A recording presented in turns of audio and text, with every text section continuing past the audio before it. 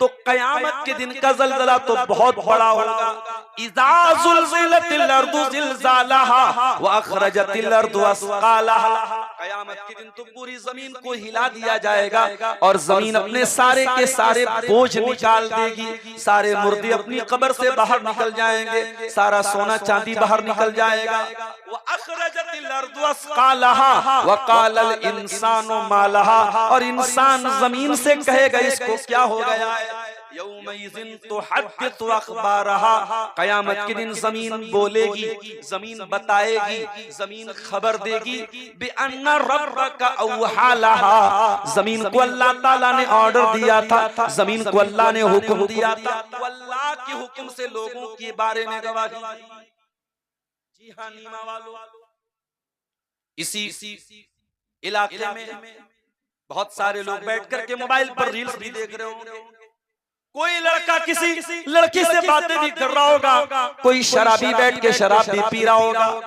और आपको अल्लाह ने तौफीक दी, आप पिंडाल के नीचे यहाँ जलसे में आए हैं, अपना नींद कुर्बान करके, अपना बिस्तर कुर्बान करके यहाँ कुरान सुनने आए हैं, हदीस सुनने आए हैं, दीन की बातें सुनने आए हैं, अपनी इस्लाह करने आए हैं। मेरे प्यारे साथियों, इंशाअल्लाह ये नीमा की सरजमीन, ये जलसा का भी कयामत के दिन गवाही देगा। यौमइज़िन तुहद्दिसु अख़बारहा। कयामत के दिन जमीन बोलेगी, जमीन गवाही। और सिर्फ जमीन नहीं बोलेगी, कयामत के दिन हमारे आज़ा, हमारे पार्ट्स ऑफ बॉडी, हमारे शरीर के अंग भी बोलेंगे। हत्ता इदा मा जाऊहा शहीदा अलैहिम समउहुम व अबसारुहुम व जुलूदुहुम बिमा कानू यामलून। कयामत के दिन तुम्हारे कान तुम्हारे खिलाफ गवाही देंगे, तुम्हारी आंखें तुम्हारे खिलाफ गवाही देंगी, तुम्हारे बदन की चमड़ी तुम्हारे खिलाफ गवाही देगी। वक़ालू लिजुलूदिहिम लिमा शहिदतुम अलैना क़ालू अंतक़नल्लाहु अल्लज़ी अंतक़ कुल्ल शै। इंसान देखेगा मेरी चमड़ी कैसे बोल रही है। अरे आज अगर तेरे फिंगरप्रिंट से तेरा मोबाइल खुल सकता है, तेरे फिंगरप्रिंट से तू आधार के जरिए पैसा निकाल सकता है, अगर आज तू अपने दिमाग के जरिए अपनी उंगली का ये इस्तेमाल कर सकता है, तो कल अल्लाह ताला इस उंगली से तूने मोबाइल पर क्या क्या टच किया था, ये उंगली भी कल कयामत के दिन बोलेगी। उंगली कहेगी, इंसान की चमड़ी कहेगी, अंतक़नल्लाहु अल्लज़ी अंतक़ कुल्ल शै। अल्लाह ने हमको बोलना सिखाया है और हम तेरे हर करतूत को सामने लेके आए। दुनिया की अदालत में मुजरिम झूठ बोल लेता है, झूठी गवाही दे देता है, अपने आप को बचा लेता है। कयामत के दिन इंसान अपने आप को नहीं बचा पाएगा। अल यौमा नख्तिमु अला अफ़वाहिहिम व तुकल्लिमुना अयदीहिम व तशहदु अर्जुलुहुम बिमा कानू यक्सिबून। मेरे बंदो, हम तुम्हारे मुंह के ऊपर मुहर लगा देंगे, तुम अपने मुंह से कुछ नहीं बोल पाओगे, तुम्हारी जबान से एक लफ्ज नहीं निकलेगा, तुम्हारा हाथ गवाही देगा, तुम्हारा पैर गवाही देगा, तुम्हें अपने मुंह से कहने की कोई जरूरत नहीं पड़ेगी। कैमरा लगा हुआ है, सब रिकॉर्ड हुआ है, इसमें बड़े अच्छे अच्छे मोबाइल भी होंगे माशाअल्लाह। ये हमारे नौजवान अब्दुल गफ्फार साहब आ रहे, वीडियो बना रहे, माफ करना मुझे पसंद नहीं है, मैं साफ साफ कह रहा हूँ, ये जो उलमा आ रहे हैं, चल रहे हैं, एक एक एक्टिविटी का जो आप वीडियो बनाते हो, ये बहुत अच्छी बात नहीं, मैं मना करता। मौलाना आपके साथ सेल्फी लेना चाहता हूँ, तुमने मौलाना की 10 तकरीरें सुनी, तुम आज भी बेनमाजी हो, क्या फायदा सेल्फी लेने का। तुमने मौलाना की 100 तकरीरें सुन ली, मौलाना के साथ बहुत बड़ी सेल्फी लेते हो, बड़ी मोहब्बत करते हो, हर तकरीर में जाते हो, तुम गुटखा खाना तुमने नहीं छोड़ा, तुमने लड़कियों से बात करना नहीं छोड़ा, तुमने लड़कियों से चैटिंग करना नहीं छोड़ा, तुमने हराम काम नहीं छोड़ा। ये सेल्फियां कयामत के दिन तुम्हारे काम नहीं आएंगी। याद रखो मेरे प्यारे साथियों, कयामत के दिन हम जो कुछ कर रहे हैं, दुनिया का मोबाइल तो हमको रिकॉर्ड कर रहा है, मगर बीच में ऐसा भी हो सकता है रिकॉर्डिंग रुक जाए, मोबाइल डिस्चार्ज हो जाए, हो सकता है वीडियो बन जाए, आवाज ना आए, मगर अल्लाह ताला का जो रिकॉर्डिंग सिस्टम है वो कभी पॉज होने वाला नहीं है, वो कभी डिस्चार्ज होने वाला नहीं है। इज़ यतलक्कल मुतलक्कियानी अनिल यमीनी व अनिश शिमाली क़ईद। मेरे बंदो, हमने तुम्हारे अमाल को रिकॉर्ड करने के लिए दो फरिश्तों को लगा के रखा है, एक दाएं बैठा है, एक बाएं बैठा है। मा यल्फिज़ु मिन क़ौलिन इल्ला लदैहि रक़ीबुन अतीद।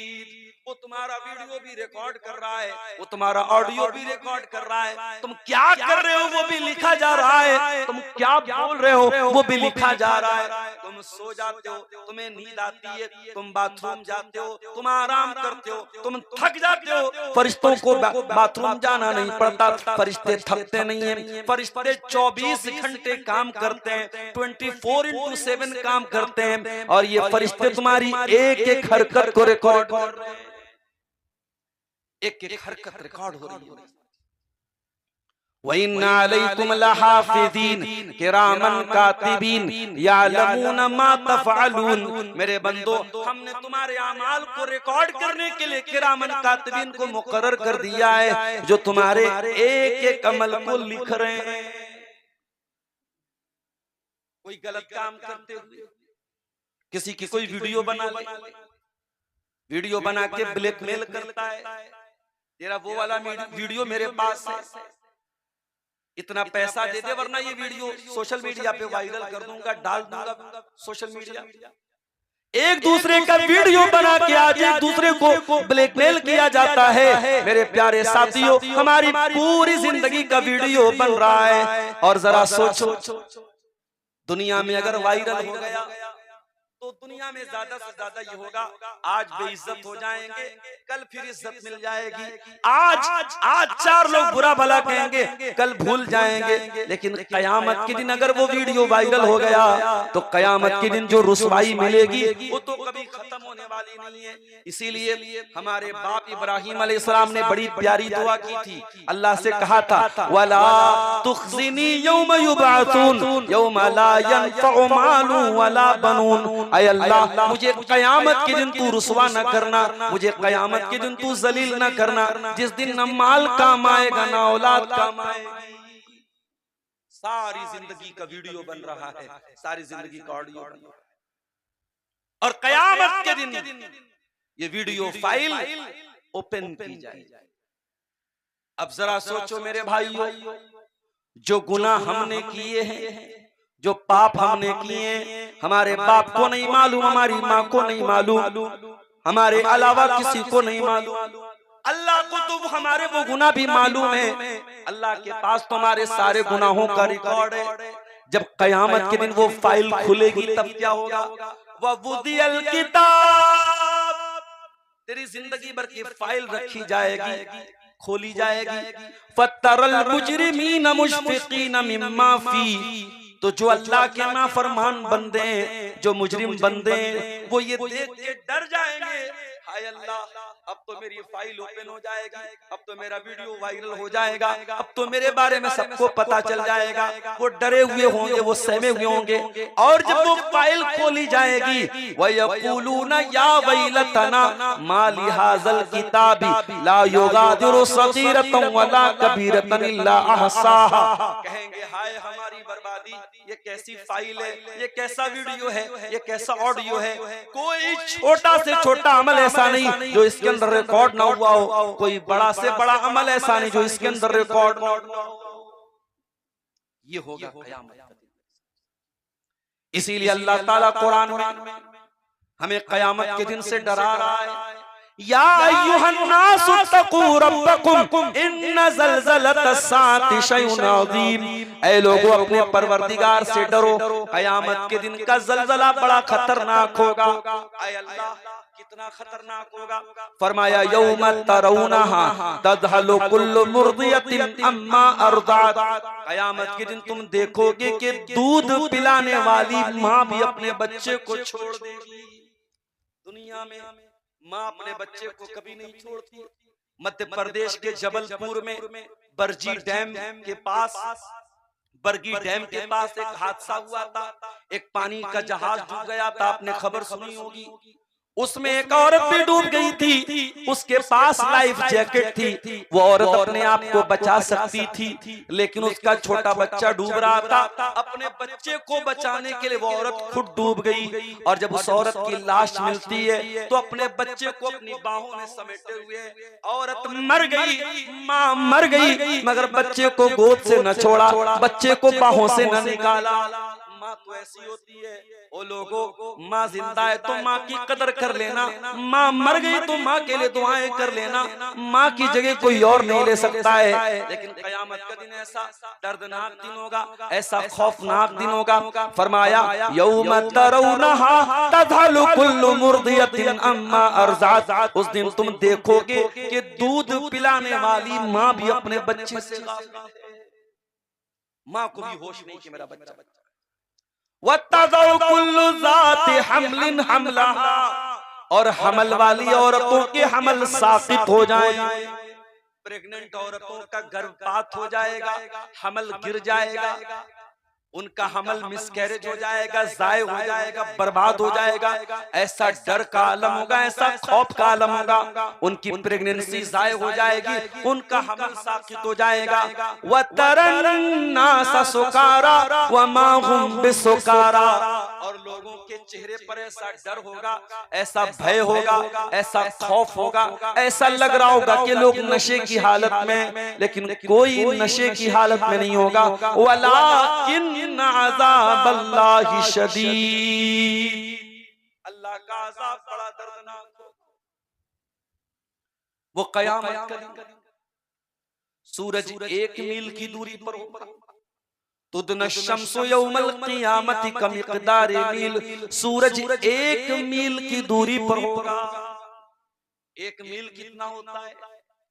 तकरीबन 1.6 किलोमीटर, 1.5 किलोमीटर, 1.5 किलोमीटर की दूरी पर सूरज होगा। आज सूरज कितना दूर है? साइंस कहती है 9 करोड़ 30 लाख मील दूर है। जो सूरज 9 करोड़ 30 लाख मील दूर है, और जून का महीना आता है तो हमें गर्मी बर्दाश्त नहीं होती। मैं दोपहर के टाइम बनारस से चला, चश्मा भी लगाए हूँ, हेलमेट भी लगाए हूँ, बाइक पे चल रहा हूँ, लेकिन ऐसा लग रहा है गरम गरम हवाएं बदन के अंदर दाखिल हो रही हैं। ऐसा लग रहा है कहीं लू न लग जाए, कहीं ये गर्म हवाएं जिस्म के अंदर न चली जाए।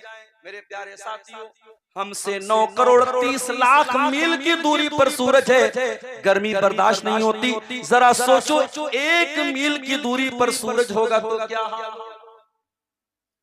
और जब कयामत के दिन सब लोग आएंगे, अल्लाह के प्यारे नबी फरमाते हैं युहशरुन नासु यौमल क़ियामति हुफ़ातन उरातन गुरला, सारे के सारे लोग नंगे होंगे। जी हाँ, एवरीवन विल बी नेकेड, सारे के सारे लोग नंगे होंगे, किसी के बदन पे कपड़ा नहीं होगा, मादरजाद नंगे, सर से पैर तक नंगे होंगे। सारे के सारे लोग नंगे होंगे, नंगे बदन होंगे, नंगे सर होंगे, नंगे पैर होंगे, और मर्दों का खतना भी नहीं हुआ होगा। मुसलमान के घर में बच्चा पैदा होता है, हम अल्लाह के नबी की हदीस के मुताबिक खतना कराते हैं, लेकिन कयामत के दिन अल्लाह बगैर खतने के उठाएगा। जैसे माँ के पेट से पैदा हो तो उसी हाल में उठाया जाएगा। अच्छा, खतने का भी आजकल बड़ा मजाक पड़ा है। मुसलमानों को जब गाली दी जाती है ना, उनको कटुआ कहा कहते हैं लोग, कटी पतंग कहते हैं, इस तरीके के अल्फाज लोग इस्तेमाल करते हैं। और कुछ लोग तो यहाँ तक कहते हैं कि अगर खतना सही है तो ईश्वर ने, अल्लाह ने खतना करके क्यों नहीं भेजा, तुम दुनिया में आके खतना क्यों कराते हो, इसका मतलब कि ये खतना गड़बड़ है। अरे भाई, बच्चा पैदा होता है तो कभी कभी ऐसा भी होता है, बल्कि अक्सर ऐसा होता है कि उसकी जो नाफ होती है वो माँ के साथ जुड़ी रहती है, डॉक्टर उसको काटता है और उसके बाद उस पर दवा वगैरह छिड़की जाती है, तब वो जो नाभि होती है तब जाके वो सही होती है। अगर खतना के बगैर इंसान अगर पैदा हुआ है और तुम ये कहते हो खतना कराना गलत है, तो फिर वो नाभि को क्यों काटते हो? वो जो नाभि की डोरी होती है उसको क्यों काटो? उसको भी उसी तरीके से रहने दो।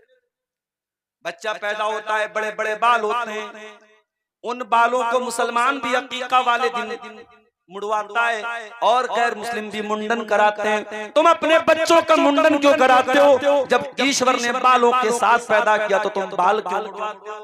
ओ लोगों, तुम अगर अकल की लॉजिक की दलीलें दोगे तो लॉजिक की दलीलें हमारे पास भी बहुत सारी हैं, मगर याद रखो हम खतना लॉजिक की बुनियाद पे नहीं करते, हम तो इसलिए करते हैं क्योंकि जनाब मोहम्मद रसूलुल्लाह की तालीम है, हमारे पैगंबर की तालीम, हमारे नबी की तालीम है। और ये भी सुन लीजिए कि ये खतना सिर्फ मुसलमान नहीं कराता है, यहूदियों के यहाँ भी खतना होता है, ईसाइयों के यहाँ भी खतना होता है। और मेडिकल साइंस बताती है कि ये खतना इंसान की शर्मगाह के लिए बहुत बेहतर चीज है। इस खतने के न होने की वजह से कैंसर होने के बड़े इम्कान होते हैं, वहां पे गंदगी स्टोर होती है, वहां पे जरासीम इकट्ठा होते हैं और खतने की वजह से बहुत सारी बीमारियों से इंसान बच जाता है। ये मैं नहीं कह रहा हूँ, मेडिकल साइंस कह रही है। तो खतने का भी लोग मजाक उड़ाते, उस पर मैंने ये बात कह दी, कयामत के दिन अल्लाह ताला बगैर खतने के सबको उठाएगा। नंगे पैर होंगे, नंगे बदन होंगे और बगैर खतने के होंगे। आगे अल्लाह के नबी फरमाते हैं व अव्वलु मन युक्सा इब्राहीम अलैहिस्सलाम, कयामत के दिन सबसे पहले कपड़ा पहनाया जाएगा इब्राहीम अलैहिस्सलाम। ऐ अल्लाह, तूने इब्राहिम को सबसे पहले कपड़ा क्यों पहनाया? इब्राहिम को जब आग में डाला गया, अल्लामा इब्ने हजर लिखते हैं कि इब्राहिम अलैहिस्सलाम को जब आग में डाला गया था तो कपड़ा उतार करके डाला गया था। इब्राहिम के बदन से कपड़े उतार करके उनको आग में डाला गया था। इब्राहिम अल्लाह की तौहीद के लिए आग में गए, इब्राहिम अल्लाह ताला की तौहीद को बचाने के लिए आग में गए। उसका अंजाम, उसका फल ये मिला, उसका समरा ये मिला कि कयामत के दिन सबसे पहले इब्राहिम को कपड़ा पहनाया जाएगा। दुनिया में उनके बदन से कपड़ा उतार करके उनको आग में डाला गया और कयामत के दिन सबसे पहले उन्हीं को कपड़ा पहनाया जाएगा। पसीना का ये आलम होगा मेरे साथी कि कोई घुटने तक, कोई कमर तक, कोई टखने तक, कोई पूरा का पूरा पसीने में डूबा हुआ होगा।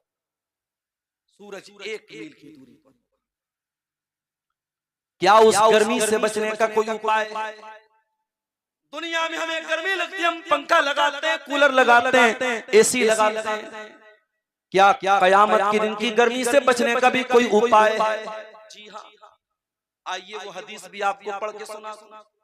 अल्लाह के प्यारे नबी फरमाते हैं सबातुन युदिल्लुहुमुल्लाहु फी ज़िल्लिही यौमा ला ज़िल्ला इल्ला ज़िल्लुहु, कयामत के दिन 7 ऐसे लोग होंगे जिनको अल्लाह ताला गर्मी नहीं लगने देगा। उनको कयामत के दिन गर्मी नहीं लगेगी। सूरज 1 मील की दूरी पर होगा फिर भी उनको गर्मी नहीं लगेगी। उनको अल्लाह ताला स्पेशल एसी देगा, स्पेशल साया देगा, स्पेशल उनको ठंडक मिलेगी। यौमा ला ज़िल्ला इल्ला ज़िल्लुहु, उनके अलावा किसी और को ठंडक नहीं मिलेगी। कौन लोग होंगे? 7 लोग होंगे। ओ नीमा वालों, जरा कान खड़े करके सुन लेना, उन 7 में से कोई एक क्वालिटी अपने अंदर पैदा कर लेना तो मैं समझूंगा आज अब्दुल गफ्फार साहब की मेहनत कामयाब हो गई। इतना लंबा सफर करके रात को 1:30 बजे आपके सामने बैठा हूं, मैं समझूंगा जिस मकसद के लिए आए तो वो मकसद कामयाब हो गया। बड़े गौर से सुनना, अल्लाह के प्यारे नबी फरमाते हैं 7 लोग ऐसे होंगे जिनको अल्लाह ताला कयामत के दिन गर्मी नहीं लगने देगा। उनको कयामत के दिन गर्मी नसीब नहीं, उनको कयामत के दिन गर्मी नहीं लगेगी। उनको अल्लाह ताला अपने अर्श का साया देगा। अच्छा एक बात बताओ, ज्यादा गर्मी भी मुसीबत है और ज्यादा ठंडी भी मुसीबत। जहन्नम में दोनों अजाब होगा जी। जहन्नम में बहुत ज्यादा गर्मी भी होगी और जहन्नम में बहुत ज्यादा सर्दी भी लगेगी। इसीलिए अल्लाह ताला कुरान करीम में जब जन्नतियों का जिक्र करता है तो फरमाता है कि जब जन्नतियों को अल्लाह ताला जन्नत में दाखिल करेगा, मुत्तकीन फीहा अलल अराइक, जन्नती आराम से तकिया लगा करके बैठे होंगे। ला यरौन फीहा शम्सन वला ज़महरीरा, और जन्नतियों को जन्नत में न धूप लगेगी न सर्दी लगेगी, ना तो उनका मौसम बहुत ज्यादा ठंडा होगा, उनका क्लाइमेट बहुत ज्यादा ठंडा भी नहीं होगा, इतनी ज्यादा ठंडक नहीं होगी परेशान हो जाएं, और इतनी ज्यादा गर्मी भी नहीं होगी कि परेशान हो जाएं। ना तो उनको धूप लगेगी ना उनको सर्दी लगेगी। ऐ अल्लाह, कयामत के दिन जब सूरज 1 मील की दूरी पर होगा, वो कौन खुशनसीब बंदे होंगे जिनको तेरे अर्श का साया मिलेगा, जिनको गर्मी नहीं लगेगी, जिनको पसीना नहीं होगा, वो कौन लोग होंगे? नंबर 1, इमामुन आदिल, अदल करने वाला इमाम, अदल करने वाला बादशाह, न्याय करने वाला बादशाह, जो लोगों के साथ न्याय करता हो, अन्याय न करता हो, जो कानून चलाता हो तो सबके लिए कानून बराबर हो, मजहब देख करके कानून का पालन न करवाता हो, एक जुर्म पर एक मजहब को कोई और सजा दी जाए और दूसरे मजहब वालों को वो सजा न दी जाए। अगर ऐसा कोई करता है वो दुनिया की नजर में बहुत अच्छा हो सकता है, मगर अल्लाह की नजर में, रसूल की नजर में, इंसानियत की नजर में वो इंसान जालिम माना जाएगा, जो कानून का दुरुपयोग करता है, जो न्याय का गलत इस्तेमाल करता है। अल्लाह के नबी फरमाते हैं, कयामत के दिन अल्लाह ताला सूरज की गर्मी से सबसे पहले किसको बचाएगा? इमामुन आदिलुन, इंसाफ करने वाला बादशाह, इंसाफ करने वाला इमाम, इंसाफ करने वाला लीडर। जानते हो इंसाफ किसको कहते हैं? आओ मैं तुम्हें रसूल की अदालत में लेके चलता हूं। अल्लाह के प्यारे नबी के पास एक केस आया, एक औरत ने चोरी कर ली, उस औरत का नाम फातिमा था और वो बहुत बड़े कबीले से उसका ताल्लुक था, कबीले बनु मखसूम से उस औरत का ताल्लुक था। ये कौन सा कबीला था? यह हजरत खालिद बिन वलीद का कबीला था, ये अबू जहल का कबीला था, ये अरब का बहुत बड़ा कबीला था। उसी कबीले की औरत थी फातिमा, उसने चोरी कर ली और इस्लाम में चोरी की सजा ये है कि कलाई तक हाथ काटा जाएगा। अल्लाह के प्यारे नबी की अदालत में केस आया, आपने फैसला किया औरत का हाथ काटा जाएगा। यहाँ ये मसला भी याद रखो, हर चोरी पर हाथ नहीं कटेगा। कोई 10 रुपया चोरा के चला जाए हाथ नहीं कटेगा, उसकी लिमिट बताई गई है कि कितनी चोरी पर हाथ कटेगा, वो अलग मसला है, मैं वो डिटेल में नहीं जाना चाहता हूँ, लेकिन इतना याद रखिए हर चोरी पर हाथ नहीं कटेगा। उस औरत ने इतनी चोरी की थी जिस चोरी पर हाथ कटता है, नबी ने डिसीजन दे दिया, फैसला दे दिया, हाथ काटा जाएगा। औरत के कबीले वाले परेशान हो गए, इस औरत का हाथ कटेगा हमारे पूरे कबीले की नाक कट जाएगी, हमारी नाक का सवाल है, हमारी इज्जत का सवाल है।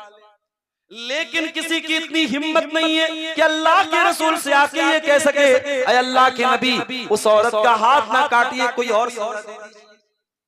लोगों ने बहुत सोचा विचारा, डायरेक्ट तो अल्लाह के रसूल से नहीं कह सकते, किसी ऐसे इंसान से कहते हैं जो अल्लाह के नबी का चहेता हो, ताकि वो अगर कह दे तो अल्लाह के नबी उसकी बात मान ले। लोग उसामा बिन जैद के पास आए, जिनको अल्लाह के नबी बच्चों की तरह प्यार करते थे। जब हसन और हुसैन को लाडो प्यार करते थे तो उसामा बिन जैद को भी लाडो प्यार करते थे। उसामा बिन जैद अल्लाह के नबी के बड़े चहेते साहबी थे, बड़े प्यारे साहबी थे। लोग उसामा के पास आए, ऐ उसामा औरत का हाथ कटेगा, पूरे खानदान की नाक कट जाएगी, ऐ उसामा अल्लाह के रसूल के पास जाके सिफारिश कर दो, कोई और सजा दे दी जाए, हाथ ना काटा जाए, हमारे खानदान की इज्जत का सवाल है। उसामा आते, ऐ अल्लाह के नबी, वो जो औरत ने चोरी की है फातिमा नाम की, ऐ अल्लाह के नबी कोई और सजा दे दीजिए, हाथ मत काटिए, जुर्माना लगा दीजिए, पेनाल्टी लगा दीजिए, सजा कुछ और दे दीजिए, हाथ ना काटिए। बुखारी के अल्फाज हैं, अल्लाह के प्यारे रसूल का चेहरा गुस्से से सुर्ख हो गया, लाल हो गया, और आपने बड़े गुस्से में फरमाया, अतशफौ फी हद्दिन मिन हुदूदिल्लाह, ऐ उसामा क्या तुम अल्लाह के कानून को बदलने के लिए मेरे पास आए हो? क्या तुम सोर्स लगा रहे हो? क्या तुम सिफारिश कर रहे हो कि मैं अल्लाह के कानून को तुम्हारे लिए तोड़ दूं? ऐ उसामा कान खोल करके सुन लो, तुमसे पहले की उम्मतें इसीलिए हलाक हो गई, इसीलिए बर्बाद हो गई। कोई बड़ा आदमी कोई जुर्म करता था उसको छोड़ देते थे, कोई गरीब आदमी वही जुर्म करता था सजा देते थे। अल्लाह की कसम ऐ ओसामा, ये तो कबीले बनु मखजूम की औरत फातिमा है। अगर आज मोहम्मद की अदालत में, अगर मेरी अदालत में मेरी बेटी फातिमा का केस आ जाता, मेरी बेटी फातिमा के ऊपर भी ये इल्जाम लगता, मेरी बेटी फातिमा के बारे में ये साबित हो जाता कि उसने चोरी की है। लौ अन्ना फातिमा बिन्त मुहम्मदिन सरकत लक़तातु यदहा। ऐ ओसामा, अगर आज मोहम्मद की बेटी फातिमा ने भी चोरी की होती तो आज अल्लाह का रसूल अपनी अदालत में अपनी बेटी का भी हाथ काटने का ऑर्डर दे देता। ओ दुनिया वालों, इंसाफ इसको कहते हैं, न्याय इसको कहते हैं, जस्टिस इसको कहते हैं। वो कानून के राज के नाम पे गुंडा राज चलाने वालों, वो कानून के नाम पे मुसलमानों को तबाह करने वालों, वो कानून के नाम पे मुसलमानों पर अत्याचार करने वालों, काश तुमने इंसाफ को समझा होता, काश तुमने न्याय को समझा होता, काश तुमने जस्टिस को समझा होता। इंसाफ इंसाफ होता है मेरे प्यारे। इस्लाम तो वो दीन है जो जंग के मैदान में भी ना इंसाफी करने की तालीम देता। दुनिया का हर मजहब ये कहता है जंग में सब जायज है, इस्लाम कहता है जंग में सब जायज नहीं है। अल्लाह के प्यारे नबी जंग के मैदान में सहाबा को भेज रहे हैं और जंग के मैदान में जाते हुए कहते हैं ला तक़्तुलू वलीदा, ऐ मेरे सहाबा देखो जंग के मैदान में किसी बच्चे को कत्ल न करना, किसी औरत पर हाथ न उठाना, किसी ऐसे बूढ़े पर हाथ न उठाना जो जंग में लड़ने के लिए नहीं आया है, किसी पेड़ को आग न लगाना, किसी के धार्मिक स्थल को न तोड़ना, किसी के मजहबी जगह को न तोड़ना। ये तालीम अल्लाह के प्यारे नबी जंग के मैदान में जाने के लिए दे रहे हैं। आज जब दंगा होता है, फसाद होता है तो करता कोई और है और सजा कोई और होता है। यही तो होता है, कोई एक आदमी गलती करता है पूरी कम्युनिटी को उसकी सजा दी जाती है। इसीलिए अपने नौजवानों से भी एक बात कहता हूं, खबरदार सोशल मीडिया पर कोई ऐसी चीज मत डालना जिससे आप या आपकी पूरी कम्युनिटी परेशानी में आ जाए। ओ यूट्यूबरों, ओ यूट्यूब चलाने वाले, चैनल चलाने वाले मेरे भाइयों, अपने सब्सक्राइबर की तादाद बढ़ाने के लिए, अपनी व्यूअरशिप बढ़ाने के लिए कोई भड़काऊ थंबनेल न लगाना, तुम्हारा चैनल भी परेशानी में पड़ेगा और सबसे ज्यादा जिस आलिम की तकरीर पर आप भड़काऊ थंबनेल लगाओगे वो परेशानी में पड़ेगा। इसलिए मेरे प्यारे साथियों, सोशल मीडिया का इस्तेमाल बड़ी एहतियात के साथ करो। आज एक आदमी की सजा पूरी कम्युनिटी को, पूरे समाज को, पूरे घर वालों को, पूरे परिवार को। आप गौर कीजिए, इस्लाम तो यहाँ तक कहता है वला यजरिमन्नकुम शनआनु कौमिन अला अल्ला तादिलू, किसी कौम के साथ तुम्हारी दुश्मनी है तो दुश्मन के साथ भी तुम्हें अन्याय नहीं करना है, दुश्मन के साथ भी तुम्हें नाइंसाफी नहीं करना है, दुश्मन के साथ भी तुम्हें न्याय करना है, इंसाफ करना है। कयामत के दिन सबसे पहले अल्लाह ताला अगर कयामत के दिन की गर्मी से बचाएगा तो किसको बचाएगा?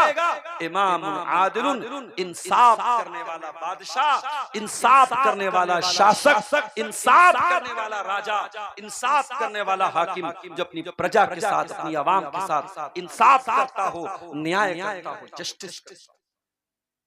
नंबर 2, वशाबुन नशा फी इबादतिल्लाह, और कयामत के दिन की गर्मी से अल्लाह ताला उस नौजवान को बचाएगा जिसकी जवानी अल्लाह की इबादत में गुजरी।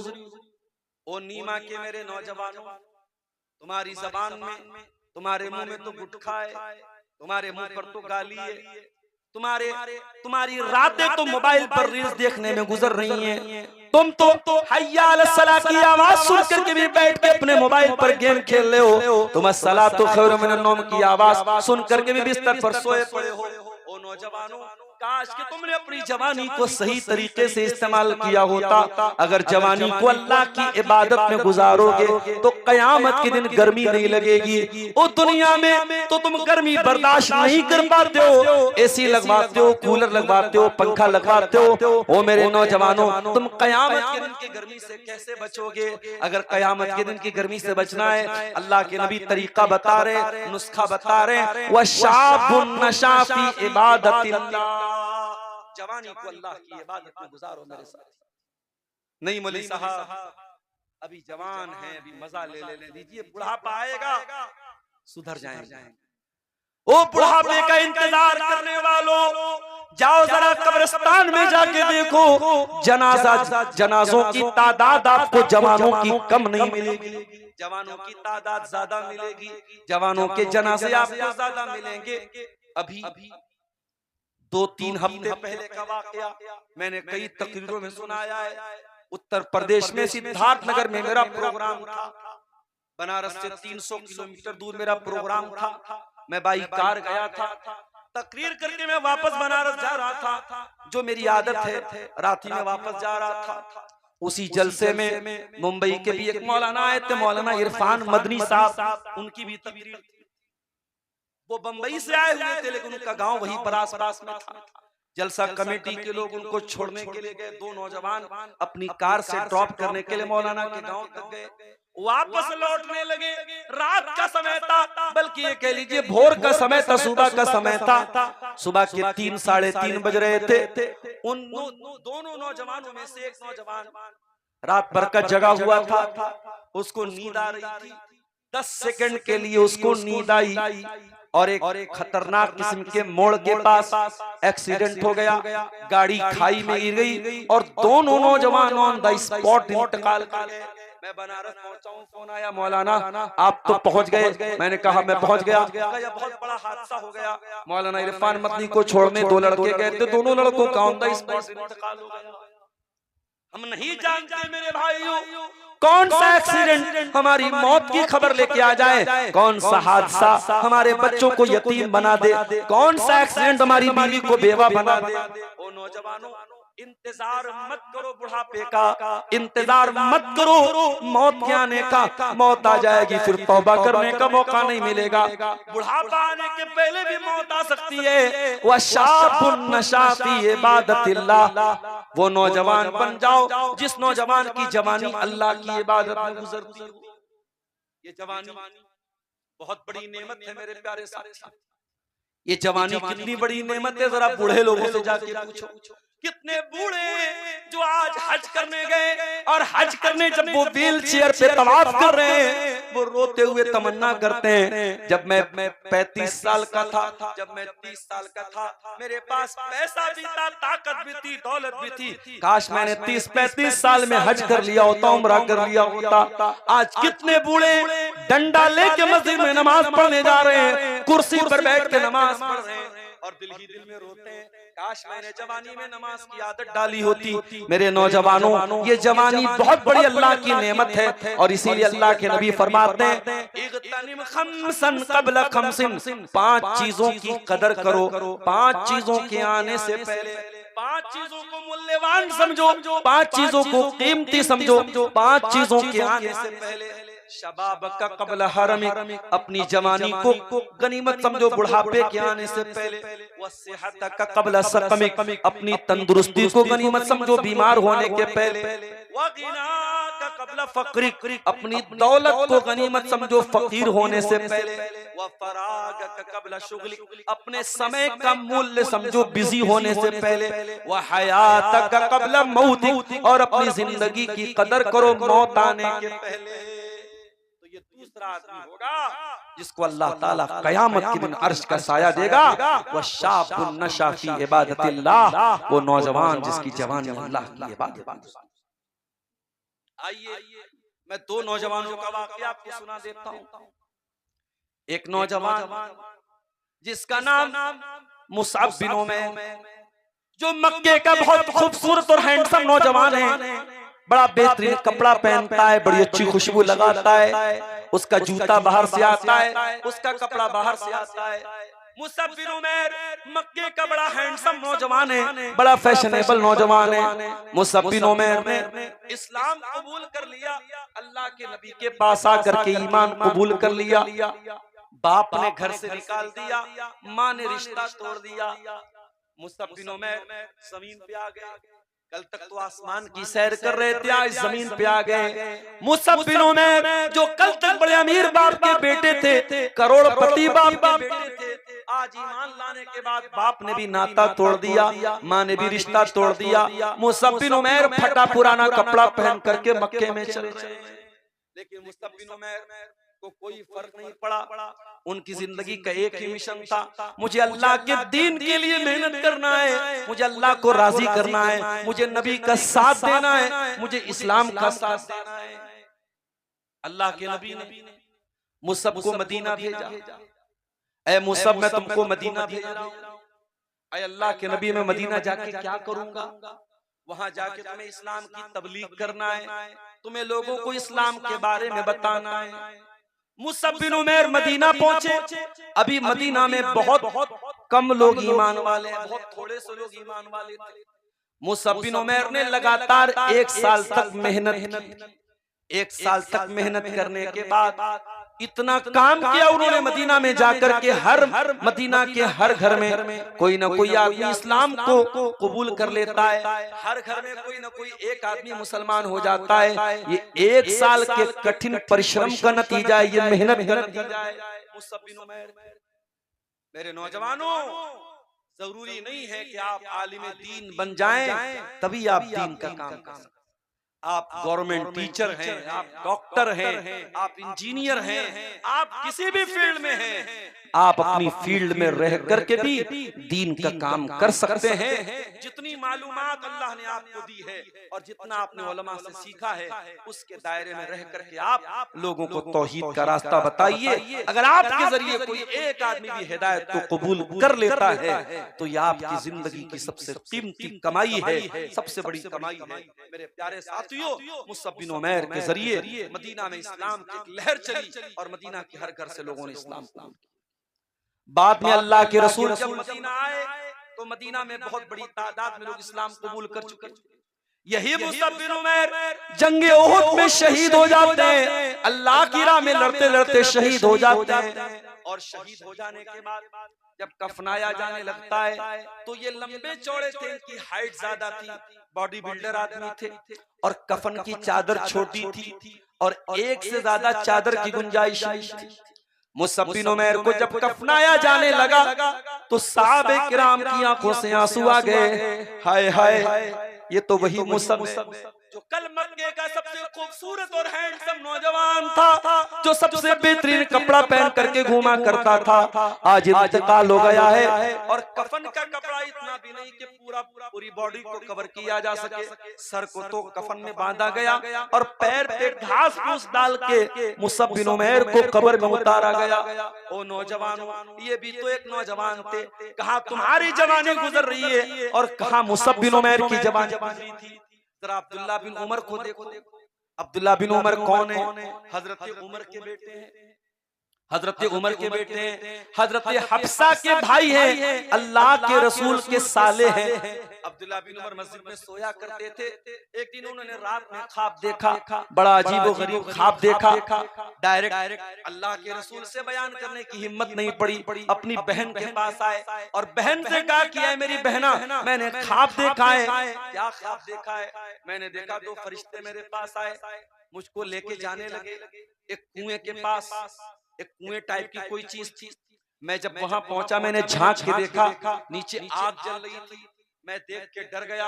उन दोनों फरिश्तों ने कहा कि तुम डरो नहीं, तुम इस आग के अंदर नहीं जाओगे। ऐ मेरी बहन हफ्सा, जरा अल्लाह के प्यारे रसूल से पूछ के बताना, इस ख्वाब की ताबीर क्या है, इस ख्वाब का मतलब क्या है, इस ख्वाब में मुझको अल्लाह ताला क्या दिखा रहा है। अब्दुल्ला बिन उमर का ये ख्वाब उनकी बहन ने अल्लाह के रसूल से बयान किया। अल्लाह के नबी मुस्कुराए और आपने हफ्सा से फरमाया, ऐ हफ्सा, नेमर रजुल अब्दुल्ला, तुम्हारा भाई अब्दुल्ला बहुत अच्छा इंसान है, बहुत नेक इंसान है। लौ काना युसल्ली मिनल लैल, बस एक चीज की कमी है, तुम्हारा भाई रात में तहज्जुद नहीं पढ़ता है, तुम्हारा भाई रात में क़यामुल लैल नहीं करता है। ऐ हफ्सा, जाओ अपने भाई से कहो कि रात में तहज्जुद पढ़ा करे। हफ्सा रज़ी अल्लाह ताला अन्हा आती हैं और अपने भाई को ये बात सुना देती हैं कि अल्लाह के नबी ने फरमाया है अब्दुल्ला बहुत अच्छा इंसान है, बस एक बात की कमी है, अब्दुल्ला रात में तहज्जुद नहीं पढ़ता है। मेरे नौजवानों, कितने नौजवान हैं जो रात में तहज्जुद पढ़ते हैं? अरे तहज्जुद छोड़ो, कितने नौजवान ऐसे जो 5 टाइम की नमाज पढ़ते हैं। वो तकरीरें सुनने वालों और जलसों में रात रात भर जागने वालों, अगर तुम नमाज की पाबंदी नहीं करते तो फिर तकरीरें सुनने का क्या फायदा है, फिर जलसों में जाने का क्या फायदा है, फिर उलमा के साथ सेल्फी लेने का क्या फायदा है। अब्दुल्ला बिन उमर जैसे उनके कानों में अल्लाह के प्यारे नबी का जुमला पड़ा कि आपने फरमाया अब्दुल्ला बहुत अच्छा इंसान है, बस तहज्जुद नहीं पढ़ता है, बुखारी के अल्फाज हैं, उस दिन के बाद से अब्दुल्ला बिन उमर तहज्जुद पढ़े बगैर नहीं सोते थे। रात भर वो इबादत किया करते थे, बहुत थोड़ा सा सोते थे, बाकी टाइम वो इबादत किया करते थे। वशाबुन नशा फी इबादतिल्लाह, क़यामत के दिन अल्लाह ताला सूरज की गर्मी से उस नौजवान को भी बचाएगा जिस नौजवान की जवानी अल्लाह की इबादत में गुजरी हो। ये दूसरा असर। नंबर तीसरा जिसको अल्लाह ताला क़यामत के दिन की गर्मी से बचाएगा, वरजुलुन क़ल्बुहु मुअल्लक़ुन बिल मसाजिद, वो इंसान जिसका दिल मस्जिद में अटका हो। क्या मतलब? दिल मस्जिद में अटका हो, इसका क्या मतलब? उसको नमाज की चिंता हो, उसको नमाज की फिक्र हो, एक टाइम की नमाज पढ़ के आए तो दूसरे टाइम के बारे में प्लानिंग कर रहा हो। फजर की नमाज पढ़ के आए तो जोहर की प्लानिंग कर रहा हो, जोहर पढ़ के आया तो सोच रहा है असर के टाइम में कहाँ रहूंगा, असर पढ़ के आया तो सोच रहा है मगरिब के टाइम में कहाँ रहूंगा, इशा पढ़ के सोया तो मोबाइल पर अलार्म सेट कर रहा है कि सुबह मुझे फजर में उठना है। जिसका दिल मस्जिद के साथ लगाओ, जिसका दिल नमाज के साथ लगाओ। ओ मेरे नौजवानों, कहा तो नबी ने ये खुशखबरी उसको दी थी जिसका दिल मस्जिद में लगाओ, और कहा हमारा नौजवान है जिसका दिल व्हाट्सएप पे लगाए, जिसका दिल फेसबुक पर लगाए, जिसका दिल इंस्टाग्राम पे लगाए। और आज इन्हीं चीजों के पीछे हमारा नौजवान अपना टाइम बर्बाद कर रहा है। हालात कितने बुरे हो चुके हैं, कितनी लड़कियां हैं जो अपने शरीर को दिखा दिखा के इंस्टाग्राम पे फॉलोअर बढ़ा रही हैं, कितने बाप ऐसे अपनी जवान बेटियों के हुस्न की नुमाइश करा करके पैसे कमा रहे हैं, कितने शौहर ऐसे जो अपनी बीवियों की अदाएं दिखा करके पैसे कमा रहे हैं। चंद पैसों के लिए, चंद व्यूज के लिए लोग आज सोशल मीडिया पर क्या क्या कर रहे हैं। मेरे साथियों, जरा गौर कीजिए, लोगों का दिल आज फेसबुक के लाइक्स में लगा है, लोगों का दिल स्टेटस लगाने के बाद इसमें अटका है। मेरे स्टेटस को कितने लोगों ने देखा, मेरी फेसबुक पोस्ट को कितने लोगों ने देखा, मेरे चैनल को कितने लोगों ने फॉलो किया। ओ लोगों, काश कि तुम अपने दिल को मस्जिद में लगा लेते। आज कुर्बानी का त्योहार अभी गुजरा है और कुर्बानी तो हमने लाखों में की है। ओ लोगों, कुर्बानी करने के टाइम हम एक दुआ पढ़ते हैं और उस दुआ में अल्लाह ताला से एक इकरार करते हैं, इन्ना सलाती व नुसुकी व महयाया व ममाती लिल्लाहि रब्बिल आलमीन। बेशक मेरी नमाज अल्लाह ताला के लिए, मेरी कुर्बानी अल्लाह ताला के लिए, मेरा जीना अल्लाह ताला के लिए, मेरा मरना अल्लाह ताला के लिए। ऐ मुसलमान, तू तो कुर्बानी की दुआ में भी ये कह रहा है मेरी नमाज अल्लाह के लिए। तू कुर्बानी का नाम तो बाद में ले रहा है, तू नमाज का नाम तो पहले ले रहा है, मगर तेरी जिंदगी में नमाज तो कहीं नजर नहीं आती है। तेरे नबी का हाल तो ये था, इंतकाल के पहले तेरे नबी कह के गए अस्सलाता अस्सलाता व मा मलकत ऐमानुकुम। ऐ मेरी उम्मत के लोगों, नमाज का ख्याल करना। आज मस्जिद के लिए आप जलसा कर रहे हैं, माफ करना, आज मस्जिदें कायम हो रही हैं और मस्जिदें कायम हो रही हैं और बड़ी शानदार शानदार मस्जिदें बन रही हैं, मगर शायर ने बड़ी सच्ची बात कही है, मस्जिद तो बना ली शब भर में ईमान की हरारत वालों ने, मन अपना पुराना पापी था बरसों में नमाजी बन न सका। इस नमाज से मेरे भाई अल्लाह का कोई फायदा नहीं है, तू अल्लाह को कुछ नहीं दे देता है। ये नमाज तेरे फायदे के लिए, तू नमाज पढ़ेगा तुझे सुकून मिलेगा, तू नमाज पढ़ेगा तेरी रोजी रोटी में बरकत आएगी, तू नमाज पढ़ेगा तेरी जिंदगी में टाइम टेबल बन जाएगा, तेरी जिंदगी में मैनेजमेंट आ जाएगा, तू नमाज पढ़ेगा तेरे घर में दीनदारी आ जाएगी, तू नमाज पढ़ेगा तेरे चेहरे पर नूर आ जाएगा, तू नमाज पढ़ेगा तेरे बच्चे भी नेक बन जाएंगे। इसलिए मेरे प्यारे साथियों, ये तीसरी अलामत अल्लाह के नबी फरमा रहे हैं, वरजुलुन क़ल्बुहु मुअल्लक़ुम बिल मसाजिद, जिसका दिल मस्जिद में अटका हो, जिसका दिल नमाज में। इसीलिए अल्लाह के नबी फरमाते हैं, अगर एक टाइम की नमाज पढ़ करके अगली नमाज के इंतजार में कोई बैठा है। मान लीजिए आप असर की नमाज पढ़ के मस्जिद में बैठ गए और बैठ करके अल्लाह ताला का जिक्र करते रहे, तस्बीह पढ़ते रहे, दुआएं करते रहे, यहाँ तक के मगरिब का टाइम हो गया। तो अल्लाह के प्यारे नबी फरमाते हैं जितनी देर तक इंसान अगली नमाज के इंतजार में बैठा है उतनी देर तक समझो वो नमाज की हालत में, उतनी देर तक उसको नमाज पढ़ने का सवाब मिलेगा।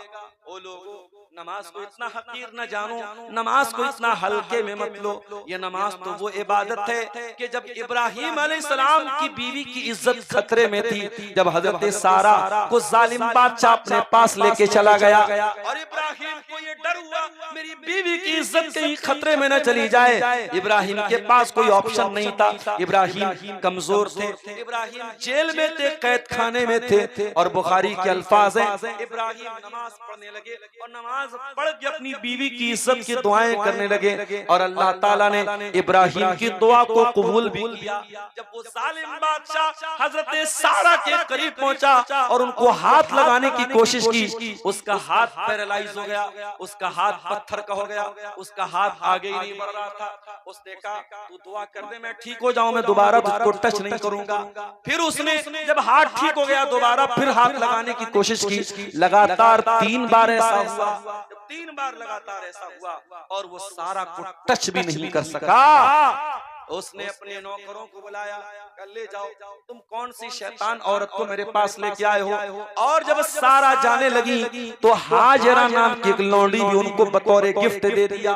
और सारा जब हाजरा को लेकर के पहुंची तो देखा कि शौहर तो नमाज पढ़ रहा है और शौहर नमाज की हालत में अपनी बीवी की इज्जत की दुआएं कर रहा है। दूर से हजरत हाजरा ने, हजरत सारा ने अपने शौहर इब्राहिम को देखा और कहा रद्दल्लाहु कैदल फाजिर व अक़दम हाजर, ऐ मेरे सरताज अल्लाह ताला ने आपकी दुआ को सुन लिया और अल्लाह ताला ने उस बादशाह की चाल को नाकाम कर दिया और हमें तोहफे के तौर पे हाजरा भी दे दिया। मेरे प्यारे साथियों, ये नमाज व इबादत है, इसको हकीर न समझना, इसको हल्के में न लेना। अल्लाह के नबी जब बहुत टेंशन में होते थे आप हजरत बिलाल से कहते थे या बिलाल अरिहना बिस्सलाह, ऐ बिलाल तू हमें नमाज के जरिए सुकून दे। 3 चीजें होंगी। नंबर 4, 7 चीजें बयान करके मैं तकरीर अपनी खत्म कर दूंगा। सुनिए चौथी चीज जो कयामत के दिन की गर्मी से आपको नजात देगी, अल्लाह के नबी फरमाते हैं वरजुलानी तहाब्बा फिल्लाहि इज्तमा अलैहि व तफर्रक़ा अलैहि। 2 लोग आपस में मोहब्बत करते अल्लाह के लिए और आपस में नफरत करते हैं तो अल्लाह के लिए, मिलते हैं तो अल्लाह के लिए और जुदा होते हैं तो अल्लाह के लिए। आप किसी आलिम दीन से मोहब्बत करते हैं, आपका कोई रिश्ता नहीं है उससे, आप उससे इसलिए मोहब्बत करते हैं क्योंकि वो आपको कुरान पढ़ के सुनाता है, वो हदीसें पढ़ के सुनाता है, वो दीन की बातें करके सुनाता है। आप उससे मोहब्बत करते हैं, आप अपने बच्चे का नाम उसके नाम पे रखते हैं, आप ये चाहते हैं मेरा बच्चा भी उस आलिम दीन के जैसा हो जाए।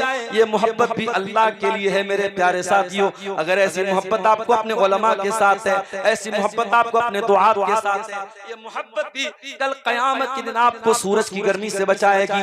2 लोग आपस में मोहब्बत करते हैं अल्लाह के लिए, मिलते हैं अल्लाह के लिए, जुदा होते हैं अल्लाह के लिए। आज ऐसी मोहब्बत कहाँ मिलती है?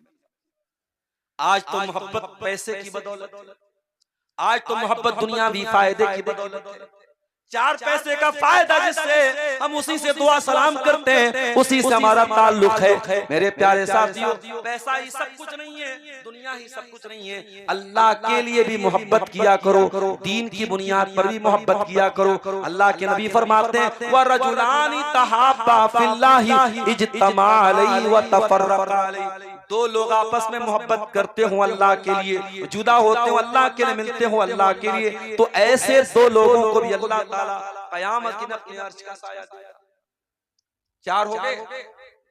नंबर 5 वरजुलुन दातहु इम्राअतुन ज़ातु मनसिबिन व जमालिन फ़क़ाल इन्नी अख़ाफ़ुल्लाह। और कयामत की दिन की गर्मी से अल्लाह ताला उस इंसान को भी बचाएगा जिसको कोई खूबसूरत औरत और पैसे वाली औरत, मलका औरत, हुकूमत वाली औरत गुनाह की दावत दे, गलत काम की दावत दे और वो ये कह के ठुकरा दे कि मैं अल्लाह से डरता हूँ, मैं तेरे जाल में नहीं फंसने वाला, मैं तेरे चक्कर में नहीं पड़ने वाला। ओ मेरी प्यारी बहनों, तुम सोशल मीडिया चलाती हो, मैं तुमको भी एक पैगाम देना चाहता हूँ। आज पूर्णिया की, आज कटिहार की, आज अररिया की भी बहुत सारी मुसलमान लड़कियों की आईडी आपको इंस्टाग्राम पर मिल जाएगी। क्या काम है उनका? उनका नाम आयशा है, उनका नाम फातिमा है, उनका नाम ज़ैनब है, उनका नाम सकीना है। क्या काम है उनका? वो लड़कियां मुसलमान हैं, वो अपने वीडियो बना बना के डाल रही हैं। कभी छत पर चली गई उसका वीडियो बना रही हैं, कभी बकरीद की कुर्बानी का गोश्त खा रही उसका वीडियो बना रही हैं, कभी घर में कोई फंक्शन उसका वीडियो बना रही हैं। ओ मेरी प्यारी बहनों, कान खोल के सुन लो, अपने वीडियो सोशल मीडिया पे न डाला करो। अगर तुम अपने आप को मुसलमान कहती हो, खबरदार अपना वीडियो सोशल मीडिया पे न डाला करो। तुम इस्लाम की मानने वाली हो और इस्लाम ने तुमको पर्दे में रहने का हुक्म दिया है। जब तुमने इंस्टाग्राम पे डाल दिया, जब तुमने सोशल मीडिया पे डाल दिया, सारा जमाना देख रहा है। और माफ करना, जमाना तुमसे मोहब्बत की बुनियाद पे नहीं देख रहा है, वो जमाना तुम मजा लेने के लिए देख रहा है। वो तो तुम्हारी एक अदा देखना चाहता है, वो तुम्हारे बदन का नशे व फराज देखना चाहता है, वो तुम्हारे हुस्न व जमाल को देखना चाहता है। ओ मेरी मुसलमान बहनों, अल्लाह ताला ने तुमको नौकरानी नहीं बनाया, तुमको महारानी बनाया है। अरे नौकरानी को तो कोई भी देख सकता है, महारानी को हर कोई नहीं देख सकता है। महारानी से मिलना हो तो पहले उसका प्रोटोकॉल होता है, उसके लिए जो प्रोटोकॉल होता है उसको फॉलो करना पड़ता है। इस्लाम ये कहता है, अगर आप किसी लड़की से शादी करना चाहते हैं तो आप उसको डायरेक्ट मोहब्बत वाला मैसेज नहीं भेज सकते, आप उसको प्रपोज नहीं कर सकते, आप उसको सोशल मीडिया पर चैटिंग करके उसको प्रपोज नहीं कर सकते। अगर आप वाकई में किसी लड़की से मोहब्बत करते हैं और वो लड़की मुसलमान लड़की है और दीनदार लड़की है और आप ये चाहते हैं कि वो आपकी बीवी बन जाए, तो आप उसकी तस्वीरें मंगा मंगा के सोशल मीडिया पे उससे चैटिंग और बातें करें। इस्लाम इस बात की इजाजत नहीं देता। इस्लाम ये कहता है, आप लड़की के गार्जियन के पास, लड़की के बाप के पास, अगर बाप नहीं है, दादा है तो दादा के पास, दादा नहीं है, बड़ा भाई है तो बड़े भाई के पास, जो भी गार्जियन है उसके पास निकाह का पैगाम भेजिए। अगर निकाह का पैगाम कबूल हो जाता है तो निकाह करके अपनी हलाल बीवी बना लीजिए। ओ मेरी बहनों, कान खोल के सुन लो, ये सोशल मीडिया पर प्यार और मोहब्बत का दावा करने वाले ये सब तुम्हारे जिस्म के भूखे भेड़िए हैं, ये हवस के भूखे भेड़िए हैं। अगर वाकई में जो तुमसे प्यार और मोहब्बत करेगा वो निकाह का पैगाम भेज करके हलाल तरीके से तुमको अपनी बीवी बनाएगा और बीवी बना करके जन्नत में तुमको अपने साथ लेके जाएगा। जो मोहब्बत करेगा वो अपने साथ जन्नत में लेके जाएगा, जो मोहब्बत करेगा वो ज़िना करके तुमको जहन्नम में लेके नहीं जाएगा। ओ मेरी प्यारी बहनों, मोहब्बत के नाम पे कोई ज़िना की दावत दे तो खबरदार उसकी दावत को कबूल न करना। लड़कियों को भी यही पैगाम देता हूँ और लड़कों को भी यही पैगाम देता हूँ, मेरे नौजवान भाइयों, अपनी जवानी को इतना हल्का न बनाओ, अपने आप को इतना हकीर न बनाओ। अल्लाह ताला ने तुम्हारे जिस्म के अंदर जो शहवत और जो जरूरत है उसको पूरा करने के लिए निकाह का सिस्टम रखा है। अगर तुम निकाह करने के काबिल हो गए, निकाह कर लो, हराम तरीके से अपनी ख्वाहिशात को पूरा ना करो। कोई कितनी भी खूबसूरत औरत है, कोई कितनी भी पैसे वाली औरत है, अगर आपको ज़िना की दावत दे रही है, अगर आपको ज़िना की तरफ बुला रही है, आप ये हदीस याद कर लेना। अल्लाह के नबी फरमाते हैं, व रजुलुन दाअतु इम्राअतुन ज़ातु मनसिबिन व जमाल, जिसको कोई खूबसूरत औरत और पैसे वाली औरत गुनाह की तरफ बुला रही है और वो ये कह के ठुकरा दे, मैं अल्लाह से डरता हूँ, ये बहुत बड़ी बात है। जब तक आपके दिल में अल्लाह का डर नहीं होगा, मेरे भाई, आप ज़िना से नहीं बच सकते। अल्लाह का डर नहीं होगा तो शादीशुदा भी ज़िना कर रहा है। कितने वाक़यात हैं, शादी हो चुकी है, खूबसूरत बीवी है, बच्चे भी हैं, लेकिन वो इंसान भी जाकर के गंदी औरतों के पास जा रहा है। ऐश औरतों के पास जा रहा है। कितनी औरतें, शौहर मौजूद है, शौहर नेक भी है, दीनदार भी है, शौहर उसका हक भी अदा कर रहा है, मगर वो किसी दूसरे मर्द के साथ नाजायज ताल्लुक बना के बैठी है। जब तक दिल में अल्लाह का डर पैदा नहीं होगा, न कुंवारा ज़िना से बचेगा, न शादीशुदा ज़िना से बचेगा। मेरे प्यारे साथियों, अल्लाह का डर अगर पैदा हो जाए तो ज़िना का मौका मिलेगा, तब भी इंसान ज़िना नहीं करेगा। अरे यूसुफ अलैहिस्सलाम को देखो, यूसुफ तो बहुत खूबसूरत थे। अरे तुम क्या खूबसूरत हो, तुम क्या हैंडसम हो। अरे यूसुफ तो इतने हैंडसम थे, इतने खूबसूरत थे। अल्लाह के प्यारे नबी फरमाते हैं, पूरी दुनिया में अगर सारी खूबसूरती को दो हिस्सों में बांट दिया जाए तो आधी खूबसूरती यूसुफ अलैहिस्सलाम को मिली थी। इतने खूबसूरत थे यूसुफ अलैहिस्सलाम। यूसुफ अलैहिस्सलाम जिस औरत के घर में रहते थे, उसी औरत ने उनकी खूबसूरती को देख करके, उनकी खूबसूरती को देख करके उस औरत ने यूसुफ को फंसाना चाहा। और कुरान कहता है, वराबदतुल्लती हुआ फी बैतिहा। एक दिन उस औरत ने मौका देख करके घर के सारे दरवाजे बंद कर लिए, सारे दरवाजे बंद कर लिए और अपने कपड़े उतार करके, या ये कह लीजिए कि अपने आप को बना करके, सवार करके कहती है, हाय तलक, ऐ यूसुफ तुम मेरे पास आ जाओ। यूसुफ अलैहिस्सलाम उस औरत की खूबसूरती को भी जान रहे हैं, और यूसुफ को ये भी पता है कि मैं भी जवान हूँ, ये भी जवान है, और ये भी पता है कोई कैमरा नहीं लगा है, कोई पकड़ने वाला नहीं है, और सारे दरवाजे औरत खुद बंद कर चुकी है, और औरत खुद बुला रही है और कह रही है, ऐ यूसुफ तुम मेरे पास आ जाओ। काला माअज़ल्लाह, यूसुफ कहते हैं मैं अल्लाह की पनाह चाहता हूँ। ऐ ज़ुलेखा, ऐ मेरे मालिक की बीवी, मैं ये गंदा काम नहीं कर सकता। इन्नहु ला युफ्लिहु ज़ालिमून, मैंने, मेरे रब ने तेरे घर में मुझको ठिकाना दिया है, मैं अपने मालिक के साथ इतनी बड़ी दगाबाजी कर दूं, अपने ही मालिक के साथ मैं इतना बड़ा नमक हरामी कर दूं। इन्नहु ला युफ्लिहु ज़ालिमून, ऐ ज़ुलेखा मैं ऐसा नहीं कर सकता। ऐ अज़ीज़े मिस्र की बीवी, मैं तेरे जाल में नहीं फंस सकता। मेरे प्यारे साथियों, ये अल्लाह का डर था जिसने यूसुफ को बचाया था। वो अल्लाह का डर आज भी आपके अंदर अगर होगा तो मेरे भाइयों, आप अपने आप को ज़िना से बचा लेंगे। ज़िना का मौका मिलेगा, लेकिन अपने आप को ऐसे मौके पर भी बचा लिया जाए। यही तकवा का इम्तिहान है, यही अल्लाह के डर का इम्तिहान है।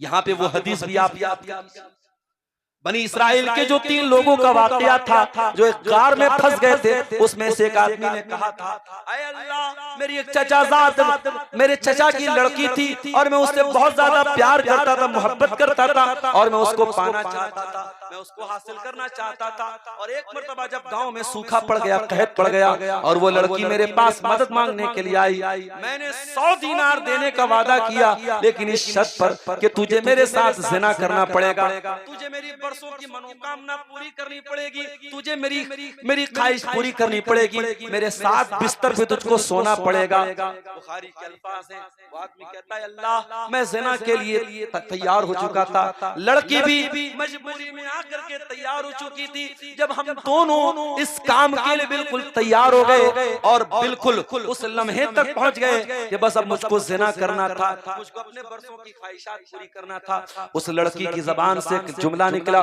उसने कहा, ऐ अल्लाह के बंदे इत्तक़िल्लाह, ऐ अल्लाह के बंदे अल्लाह से डर, वला तफुद्दल खातम इल्ला बिहक़्क़िही, जिस चीज को खोलने का तुझे हक हासिल नहीं है, उस चीज को तू खोलने की कोशिश न कर। जो चीज तेरे लिए हराम और इनवैलिड है, जिस चीज पर तू तेरा कोई हक नहीं है, उस चीज को तू इस्तेमाल न कर। जब उस लड़की के मुंह से जुमला मैंने सुना, और जब ऐ अल्लाह, उस लड़की ने तेरा नाम लेकर के मुझको डरा दिया, ऐ अल्लाह, मैं बाज आ गया, मैं दूर हट गया, मैंने उसको 100 दीनार भी दे दिए और मैंने ज़िना भी नहीं किया। ऐ अल्लाह, अगर मैंने तेरे डर से ये काम किया है तो तू मुझको आज इस मुसीबत से बचा ले। और अल्लाह ताला ने उनकी दुआ को कबूल भी कर लिया। मेरे प्यारे साथियों, ये 5वां आदमी होगा जो कयामत के दिन अल्लाह तबारक व तआला के अर्श का साया पाएगा, उसको गर्मी नहीं लगेगी, उसको पसीना नहीं होगा। कौन होगा? जिसको कोई खूबसूरत औरत और कोई पैसे वाली औरत गुनाह की दावत दे और वो ठुकरा दे। मोबाइल चलाने वालों, सोशल मीडिया चलाने वालों, मैं जानता हूँ तकरीर करना आसान है, तकरीर सुनना आसान है, लेकिन प्रैक्टिकल ये काम बहुत मुश्किल है। जब जिना आसान हो जाए तो अपने दामन को इस गलत काम से बचाना मुश्किल है। मगर मेरे भाइयों, अगर अल्लाह के जन्नत चाहिए तो ये मुश्किल काम आपको करना पड़ेगा। मुझे मालूम है गुनाह का आसान होना भी ये बहुत बड़ा इम्तिहान है, और इस इम्तिहान में आज हमारा नौजवान मुब्तला है, लड़के भी मुब्तला है, लड़कियां भी मुब्तला है। और इसीलिए मैं अक्सर एक बात कहता हूँ कि अगर जिना को हमें रोकना है तो हमें निकाह को आसान करना पड़ेगा। निकाह को आसान कीजिए मेरे भाइयों, जहेज नाम की रस्म खत्म कीजिए, बारात की रस्म खत्म कीजिए, हल्दी की रस्म खत्म कीजिए, मंगनी के नाम पे लंबे चौड़े खर्चे करना बंद कीजिए, सुन्नत तरीके से, हलाल तरीके से। और मैं गरीब की बात नहीं कर रहा हूँ, जिसको अल्लाह ने सब दिया है वो शुरुआत करे। जो करोड़पति आदमी है, जो जहेज ले सकता है, जो जहेज दे सकता है, वो इंसान अपने घर से इस बात की शुरुआत करे। एक अमीर बाप है, अपने लड़के की शादी में तय कर ले बारात लेके नहीं जाऊंगा और एक पैसा जहेज का नहीं लूंगा। जब इस तरीके से जो साहिब इस्तिताअत लोग हैं, जो ताकतवर लोग हैं, जो मजबूत लोग हैं, जब वो शुरुआत करेंगे तो इंशाअल्लाह गरीबों के सर से ये बोझ उतरेगा। जब अमीर आदमी कोई काम करता है और समाज का उसको एक हिस्सा बना दिया जाता है, तो गरीब आदमी बेचारा उसको निभाने में कर्जा लेता है, मदद मांगता है और उसको करना पड़ता है। मेरे प्यारे साथियों, निकाह को आसान कीजिए, तभी ज़िनाकारी मुश्किल होगी। 5 चीजें मैं बयान कर चुका हूँ, 2 चीजें और बयान करके बात करूंगा।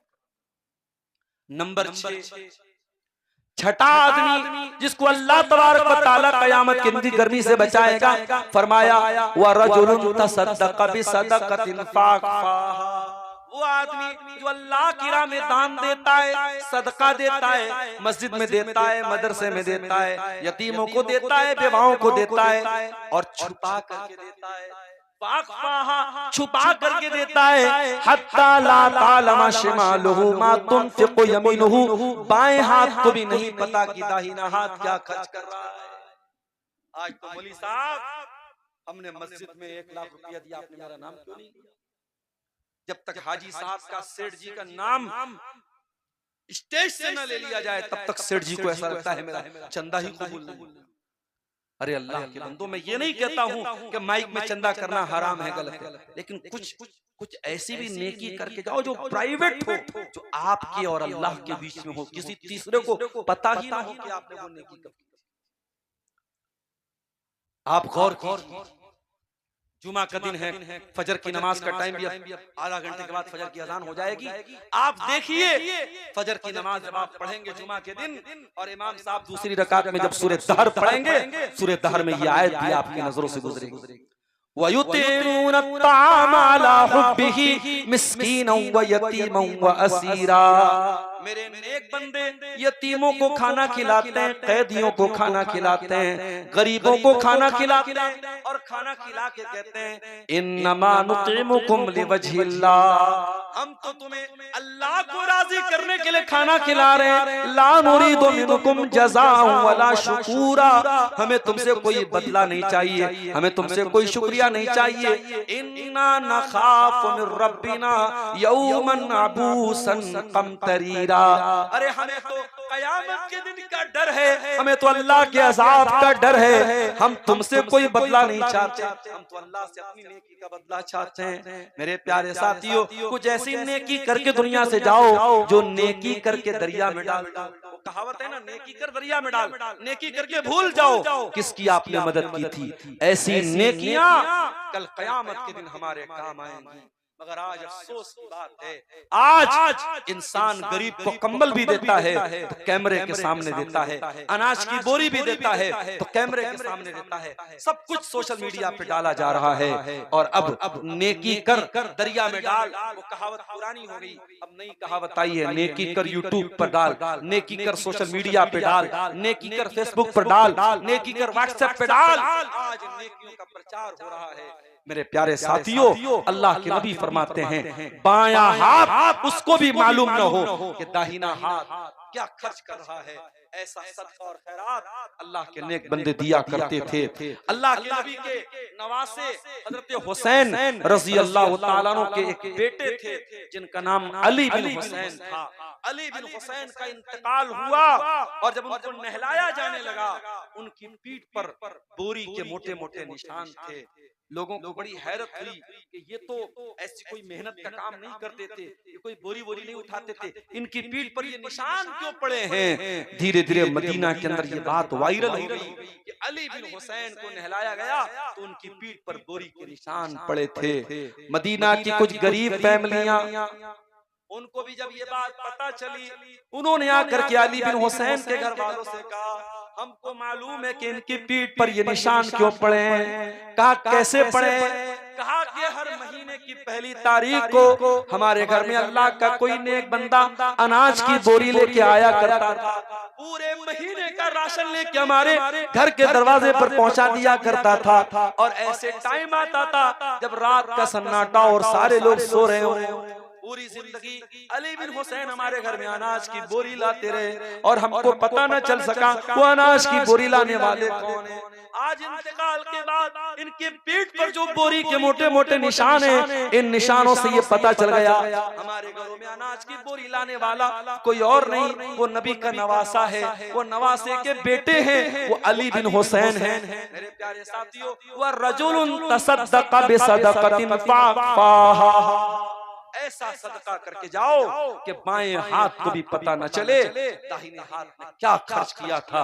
अगर ऐसा करके जाओगे तो कयामत के दिन गर्मी नहीं लगेगी, कयामत के दिन अल्लाह ताला अपनी एसी और अपने अर्श का साया देगा और वहां आपको ठंडक मिलेगी, वहां आपको कोई गर्मी नहीं लगेगी। अब एक आखिरी टुकड़ा हदीस का सुन लीजिए और इसी पर हम बात अपनी खत्म करेंगे। अल्लाह के नबी फरमाते हैं व रजुलन ज़करल्लाह खालियन फफ़ाज़त ऐना, और कयामत के दिन वो इंसान भी अल्लाह के अर्श का साया पाएगा जो तन्हाई में अकेले में अल्लाह को याद करता हो।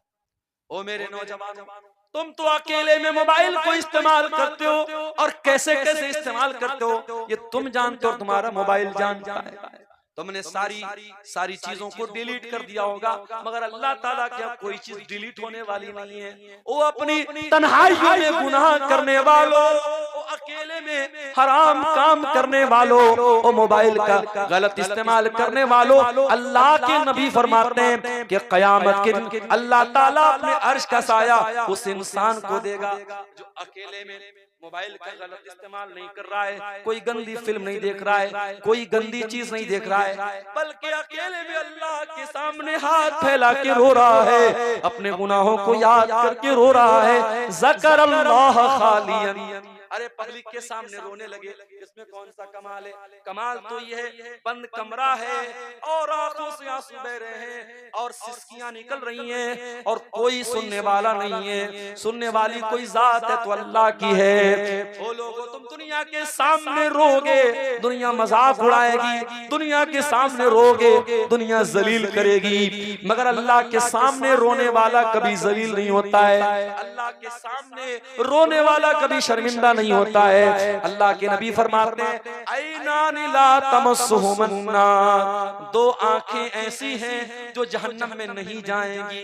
ऐनुन बातत तहरुसु फी सबीलिल्लाह, एक वो आंख है जो अल्लाह की राह में चौकीदारी कर रही है, जो इस्लामी हुकूमतों की बॉर्डर पर जो पहरेदारी कर रहे हैं, जो अल्लाह की राह में रात रात भर पहरेदारी कर रहे हैं, वो आंखें भी अल्लाह की जहन्नम की आग में नहीं जाएंगी। बकत मिन खशियतिल्लाह, और जिस आंख से अल्लाह के खौफ से आंसू बहता हो, जिस आंख से अल्लाह के खौफ से आंसू निकलता हो, जो अल्लाह के खौफ से रोता हो, वो इंसान भी जहन्नम की आग में नहीं जाएगा। मेरे प्यारे साथियों, अल्लाह के सामने रोया करो मेरे साथियों, अल्लाह के सामने आंसू बहाया करो।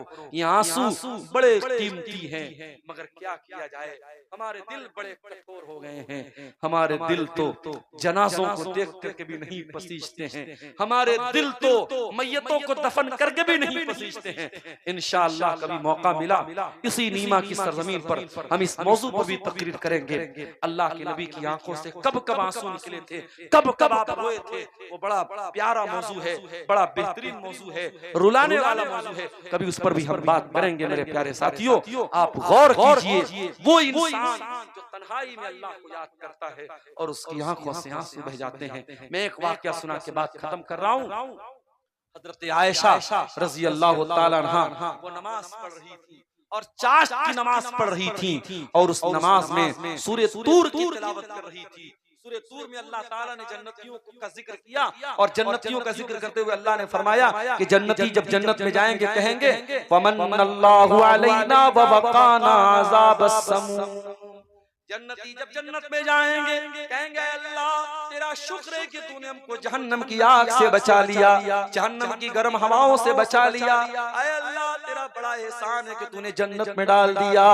हजरत आयशा इस आयत पर पहुंची, बार बार उसी आयत को पढ़ने लगी, पढ़ती जा रही है, रोती जा रही है, पढ़ती जा रही है, रोती जा रही है। उनका भतीजा कासिम बिन मोहम्मद अपनी फूफी से मिलने के लिए आया, देखा फूफी जान नमाज पढ़ रही हैं और इसी आयत को पढ़ के रो रही हैं। बड़ी देर तक वो खड़ा रहा, फिर सोचा मेरी फूफी अभी बहुत देर से ये आयत पढ़ के रो रही है। वहां से चला गया, बाजार चला गया, सौदा सलफ लेने चला गया और बड़ी देर के बाद आया और जब आया तो क्या देखता है, हजरत आयशा उसी हालत में नमाज में खड़ी हैं और रोती चली जा रही हैं और दोनों आंखों से आंसू बह रहे हैं और यही आयत पढ़ती चली जा रही है फमन्नल्लाहु अलैना व वक़ाना अज़ाबस समूम। आय अल्लाह तेरा एहसान हो गया हम पर कि तूने जहन्नम की आग से हमको बचा लिया। गोया हजरत आयशा उस मंजर को याद करके रो रही थी, जहन्नम के मंजर को याद करके कि किस तरीके से अल्लाह ताला जहन्नम के मंजर से, जहन्नम की आग से जन्नतियों को बचाएगा। और गोया वो रो रो के अल्लाह से दुआ कर रही थी, अल्लाह तो हमको भी उन खुश नसीब बंदों में शामिल फरमा दे। मेरे प्यारे साथियों, अगर हो सके तो कभी तन्हाई में ये आंसू अपनी आंखों में ले आना। ये आंसू अगर आ गए आंखों में, ये सच्चे आंसू, ये तौबा के आंसू आ गए तो इंशाअल्लाह जहन्नम की आग और कयामत के दिन की गर्मी से अल्लाह ताला आपको बचाएगा। ये वो 7 खुशनसीब लोग हैं जिनको अल्लाह ताला कयामत के दिन अपने अर्श का साया देगा। इन पर थोड़ी सी रोशनी आज की तकरीर में मैंने डाली है। मैं उम्मीद करता हूं कि इंशाअल्लाह इन 7 चीजों में से कोई एक चीज हम जरूर अपने अंदर पैदा करने की कोशिश करेंगे। हम अल्लाह से दुआ करते हैं रब्बुल आलमीन हमारे दिलों में आखिरत की फिक्र पैदा फरमा दे, हमें कयामत के दिन की तैयारी की तौफीक अता फरमा दे, हमें जन्नत में लेके जाने वाला अमल करने की तौफीक अता फरमा दे, हमें जहन्नम की आग से बचा ले रब्बुल आलमीन, हमें नेकियों की तौफीक अता फरमा दे, हमें गुनाहों से बचा ले, हमारी जवानियों को तू गुनाहों की आलूदगी से बचा ले, हमारी माओ बहनों को भी हिफाजत फरमा, हमारे नौजवानों की भी हिफाजत फरमा, इस बेहयाई के दौर में बेहयाई से बचा, इस बदकारी के दौर में बदकारी से बचा। ऐ अल्लाह जो बीमार हैं उनको शिफाए कामिला आजिला अता फरमा, जो रोजी रोटी से परेशान हैं अल्लाह उनके